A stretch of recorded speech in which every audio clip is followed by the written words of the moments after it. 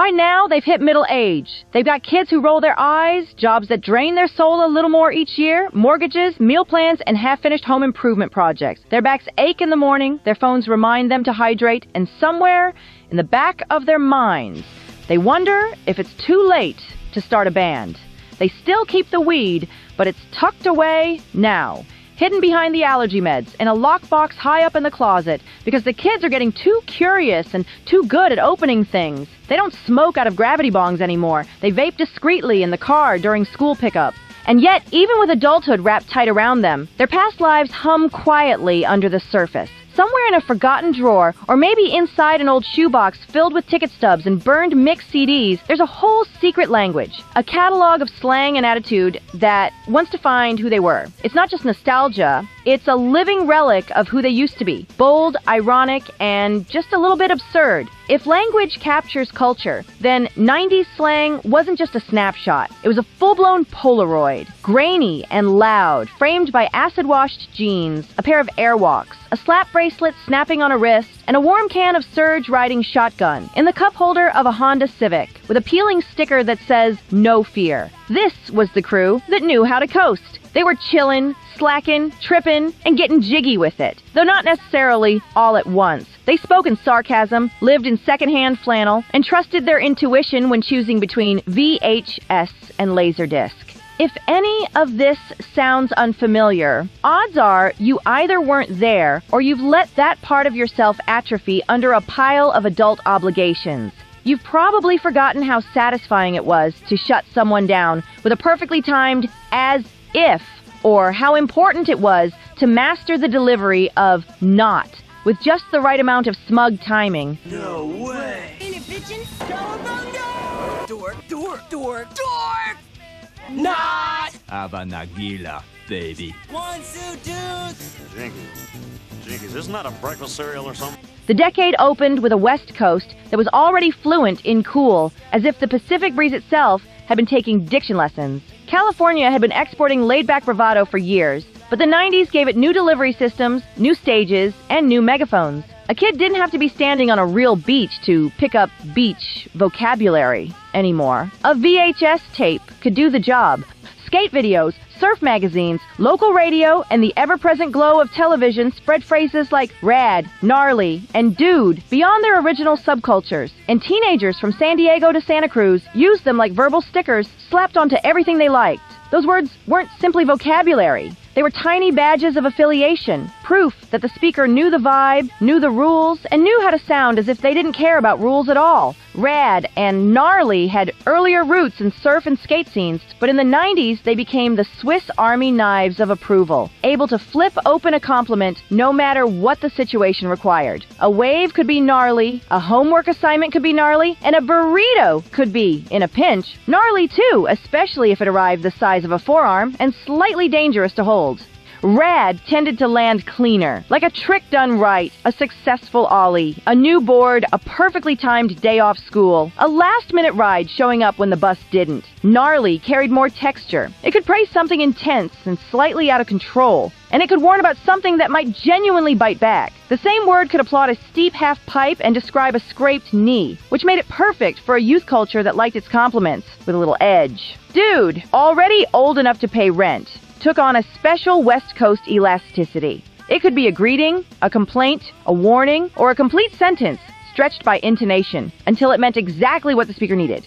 It could express disbelief in one long vowel, sympathy in a softer one, and mild judgment with a quick, clipped version that sounded like a tiny gavel. Dude could be aimed at a friend, a stranger, a teacher, a sibling, or the universe itself. The word didn't even require a human target. It could be addressed to a broken shoelace or a jammed locker. On the West Coast, it also carried an unspoken promise of informality. Using it suggested the speaker wasn't about to start acting precious, even if the topic was serious. It was a linguistic shrug that could still communicate a full paragraph.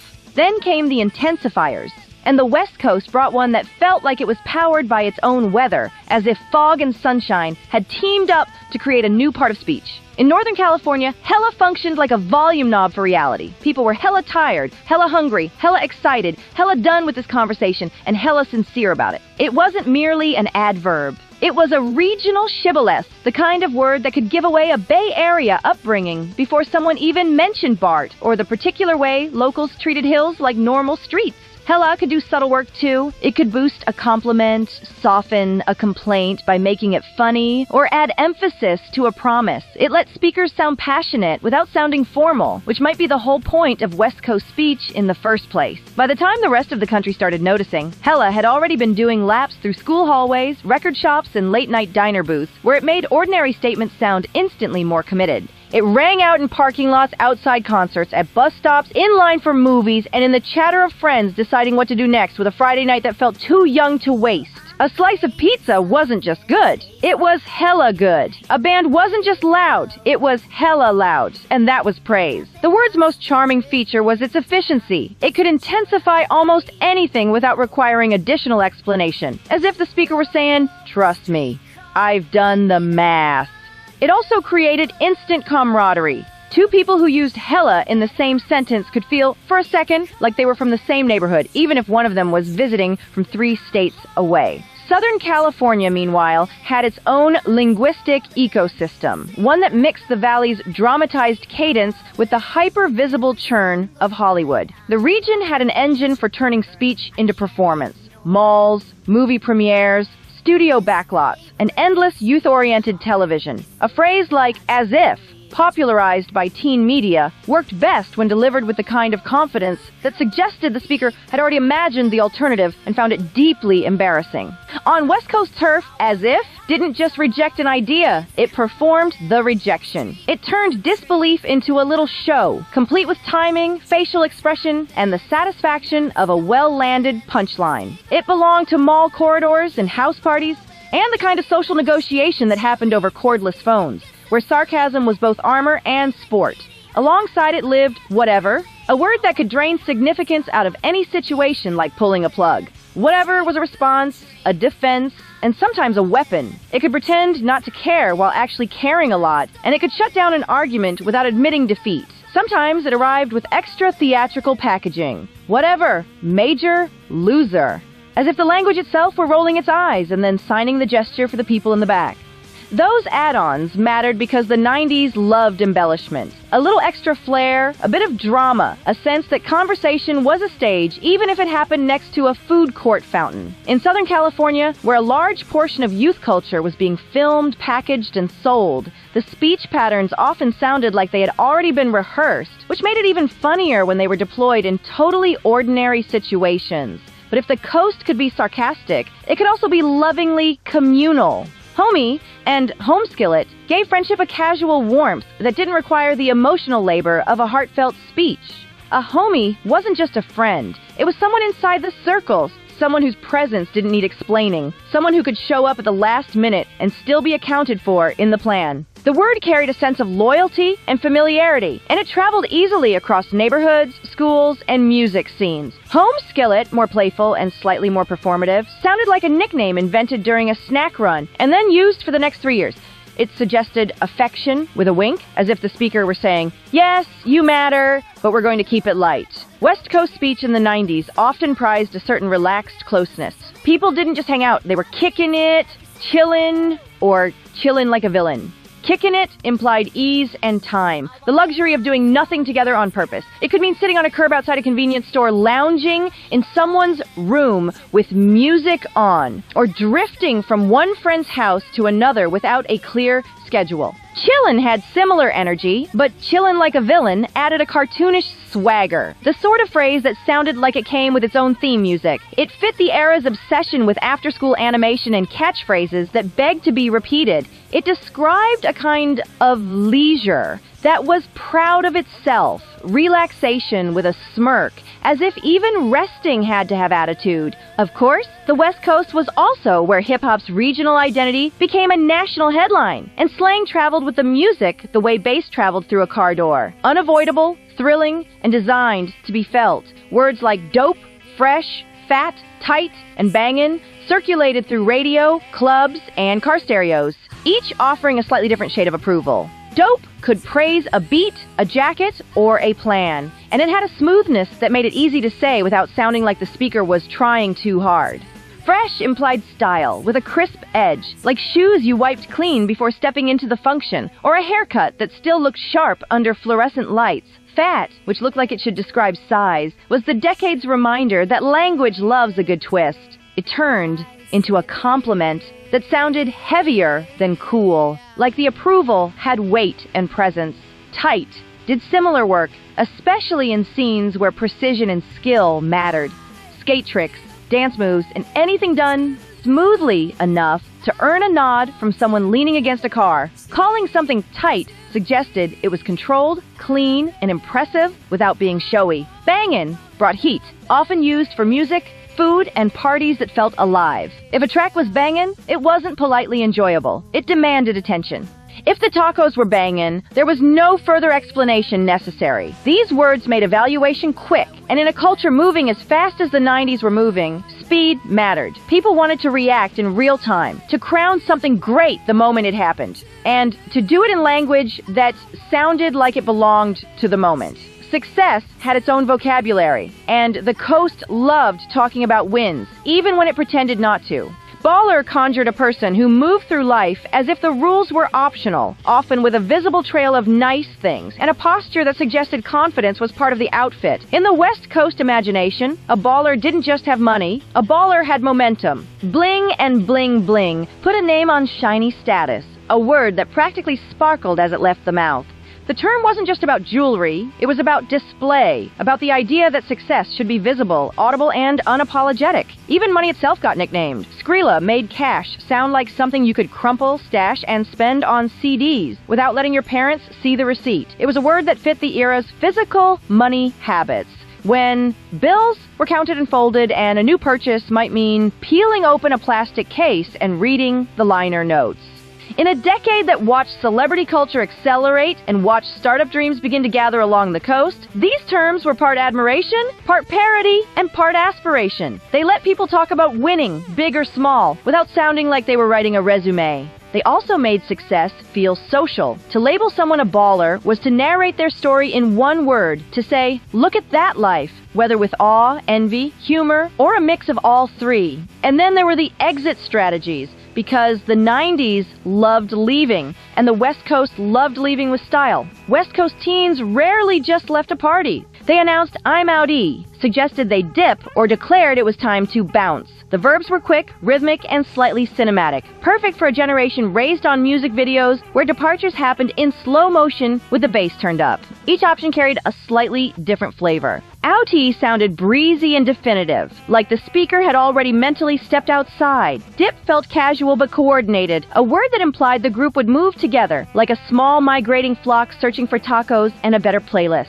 Bounce felt more kinetic, as if the speaker were already halfway to the door, jacket on, keys in hand, ready to reappear somewhere more interesting. These weren't just synonyms, they were mood settings, and the West Coast specialized in moods. Leaving wasn't necessarily rude. It was strategic. It was narrative control. It said, we're not stuck here, which is a very 90s teenage philosophy, and perhaps also a very coastal one. The language made exits feel like choices rather than endings. As if everyone would reconvene later at someone's crib, which in West Coast slang meant a home that sounded instantly more welcoming than house. Conflict naturally came with its own toolkit. Diss, short for disrespect, was a compact verb for the social bruises traded in school cafeterias and in lyrics. To accuse someone of dissing wasn't only to say they were rude, it was to imply they knew the rules of cool and had broken them on purpose. It framed insult as a deliberate act, something you could call out and label, which made it easier to handle in public without getting too serious. Meanwhile, talk to the hand turned dismissal into choreography, perfectly suited to the decade's love of gestures that could be copied instantly. It was performative boundaries for an era that couldn't yet put everyone on mute. A physical way of saying, this conversation is over, without needing to negotiate. Buzzkill named the person who punctured fun with a needle of reality, and the very existence of the phrase suggested how seriously the 90s took the preservation of a good vibe. A buzzkill could be someone who complained, someone who brought bad news, or someone who simply refused to participate in the collective mood. The label acted like social pressure disguised as humor. If someone was wiggin' out or buggin', they weren't just upset. They were behaving irrationally enough to deserve a catchy diagnosis. Those words could be teasing, concerned, concerned or annoyed, depending on tone, but either way, they gave the group a way to talk about chaos without becoming chaos. Suspicion had its own vocabulary, too, and it worked especially well in cities where teens learned early which parking lots to avoid after dark and which shortcuts weren't worth it. Sketchy and Dodgy describe places, plans, and people that set off internal alarms. Sketchy sounded like it belonged to the world of skateboarding and street corners, a word that could be tossed over the shoulder while walking faster, a warning delivered without breaking stride. It suggested danger, uncertainty, and the sense that something didn't add up. Dodgy, while not native to American soil in the same way, still found a place in the 90s mix. Another handy tag for anything that felt off. From a too-good-to-be-true deal to a party invitation from someone nobody trusted. These terms let people issue warnings without turning the moment into a lecture, a very West Coast preference. Protect the crew, keep it moving, don't make a scene. Pop culture fed the slang machine constantly, and the West Coast, home to Hollywood and the studios that made youth culture feel official, was where catchphrases often arrived first and lingered longest. Eat My Shorts, with its cartoon rebellion, fit a decade that loved mischievous defiance packaged for television, the sort of line a kid could repeat at school to borrow a little animated bravado. No soup for you, and Foopah offered sitcom-flavored shorthand for denial and social blunder. Words that let people narrate their lives as if they were characters who deserved laugh tracks. Schwing and Excuse Me, born from comedy and delivered with exaggerated timing, were the kinds of phrases that turned ordinary conversation into an impression, allowing a person to be funny without inventing a joke from scratch. Hasta la vista, baby, brought blockbuster swagger into everyday goodbyes, a reminder that the 90s often spoke in quotes, as if life were a channel you could flip, and each moment could have a catchphrase. Even information had slang because the decade was learning a new relationship with knowledge. What's the 411? Built from directory assistants, asked for the latest in a way that sounded both street smart and phone company official. It fit perfectly in a world where people still called for information, but were beginning to search for it too, with dial-up tones and patience that now seems heroic. On the West Coast, where tech culture was creeping from office parks into teenage awareness, slang, like this straddled old and new systems. The same person who said, "What's the 411?" might later spend 10 minutes waiting for a web page to load, still optimistic, still saying sweet when it finally appeared. That blend of analog habits and digital curiosity was part of the decade's personality, and the language reflected it. Approval and reassurance formed their own gentle chorus, smoothing daily life in a way that kept things from feeling too heavy. It's all good could patch over mistakes and make social life feel forgiving, a phrase that suggested problems were temporary and friendship was sturdier than a spilled drink. My bad apologized with a shrug and a sense of shared humanity. No drama, no paperwork, no lengthy explanation, just a quick admission that kept the group moving forward. Props offered recognition in a way that sounded cooler than praise, as if giving credit were itself an art form, and the speaker was savvy enough to do it properly. And keeping it real served as both compliment and moral standard, especially in scenes where authenticity mattered. In a decade full of branding, trends, and media that could manufacture identities, the phrase stood for an insistence that some things shouldn't be fake, even if everything else came with a soundtrack and a logo. Then there were the words that made fun of the whole enterprise, because the 90s loved irony almost as much as it loved enthusiasm. Not appended to a statement turned sincerity into a prank, a quick pivot that let the speaker yank the rug out from under their own words. Psych did the same, with a sudden reversal. The conversational equivalent of pulling a chair away and then laughing when no one sat. These were small, portable jokes, ideal for a time when humor traveled in sound bites and repetition was half the fun. And slang loved to rank things, to label status quickly and publicly. Something could be all that, or more extravagantly, all that and a bag of chips. The latter sounding like it had wandered out of a convenience store aisle and into the schoolyard. To call someone all that could be admiration or mockery, depending on tone. To add the chips was to make it extra, the perfect seasoning for West Coast sarcasm. Because exaggeration was the easiest way to signal both interest and distance at the same time. Even romance got streamlined. Boo offered a soft nickname that felt less formal than girlfriend or boyfriend, and importantly, easier to say in public without sounding like a wedding toast. It fit the decade's blend of affection and irony, a term that could be sincere one minute and teasing the next, and it left room for the speaker to be emotionally present without sounding overly earnest. The West Coast, with its reputation for cool composure, appreciated terms that allowed warmth without forcing sentimentality to take center stage. Fly was a compliment that dressed itself up. It described style with lift, the kind that looked effortless even when it took an hour of careful mirror work. The bomb, often said as da bomb, depending on who was talking and how hard they were leaning into it, was less subtle. It declared a thing or person as peak excellence, a verbal trophy handed out for a perfect mixtape, a flawless ollie, or a burger that hit just right after a long night.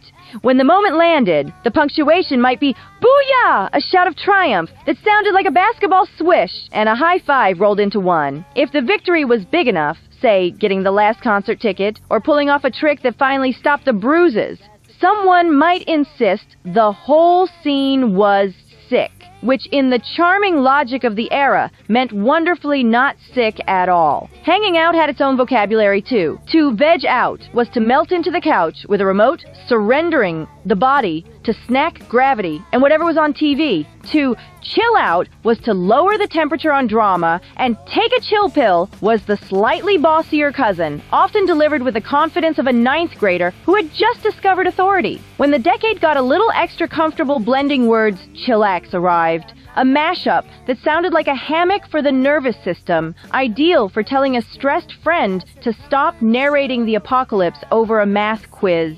In coastal cities and inland suburbs alike, the West Coast also had a talent for labeling people, sometimes affectionately, sometimes not. A dork and a dweeb were classic insults for the awkward and uncool, with doofus reserved for someone who meant well, but couldn't find their own backpack while wearing it. A butthead carried a specific pop culture sparkle, an insult boosted by animated idiocy and the smug satisfaction of saying something rude without fully committing to profanity. Butt-munch and butthead lived in the same juvenile universe, where the best insult was the one that made friends snort laugh in the hallway. Lame was the all-purpose stamp of disapproval, cheap, efficient, and devastating, while whack suggested something was not just bad, but wrong in its very design, like a song with an annoying hook or a pair of knockoff shoes that squeaked on the tile. So not cool was the dramatic, drawn-out verdict, perfect for a betrayal like reading someone's diary or eating their fries without asking. The decade's slang also ran on disbelief.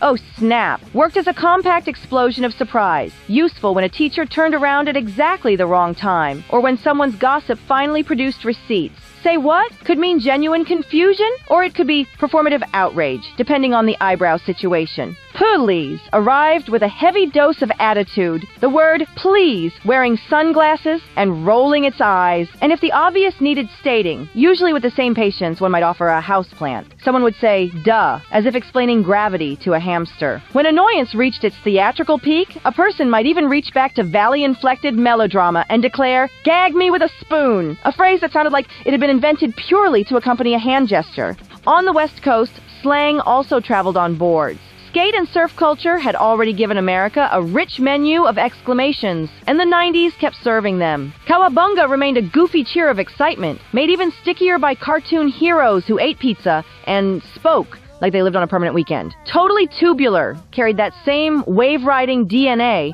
a phrase that felt like it should come with sun-bleached hair and a sandy car floor. Righteous did important work in this world, suggesting that a moment wasn't just fun. It was morally correct in the most California sense possible, and Rock On floated through the decade as a supportive send-off, equally at home near a garage band practice as it was on the lips of a dad trying to sound current at a school fundraiser.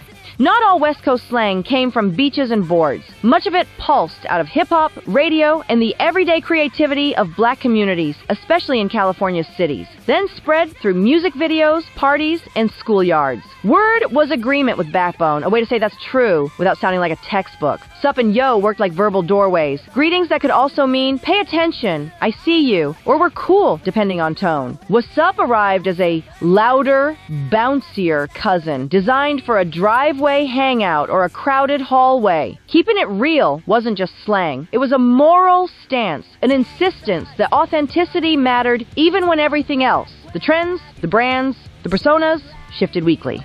Fashion and money talk braided into the slang, too, because the 90s were nothing if not logo-conscious. Gucci migrated from brand name to everyday reassurance, meaning everything was good, handled, fine. Someone might say a plan was Gucci the way earlier generations said all set. Mint meant pristine, the perfect word for a used CD that somehow had no scratches, or a thrift store jacket that looked untouched by time. Spiffy carried a slightly nerdy charm, like a compliment from a well-meaning uncle, but it still had its place when someone showed up unexpectedly well-dressed. Cha-ching turned money into a sound effect, often said with the grin of someone who had just scored a deal or finally got paid for a gig. And blow up captured the decade's fascination with sudden fame. An artist, a dancer, a local brand, or even a slang phrase itself could blow up and go from neighborhood known to radio known seemingly overnight. Music gave the 90s some of its most memorable verbal souvenirs.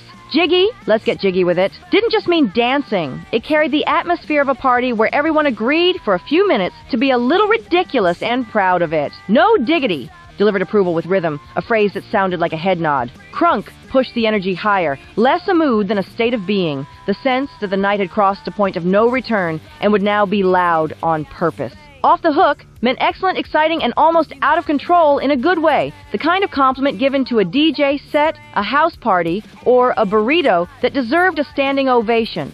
Off the hizzy offered a funkier twist on the same idea, a phrase that felt like it belonged on the tongue of someone who was always in on the newest track. The West Coast also loved vivid intensifiers, because understatement was for other regions. Sweet was classic approval, and it paired beautifully with totally, which turned agreement into a lifestyle. If a plan sounded good, it wasn't merely good, it was totally good, totally tubular, totally anything.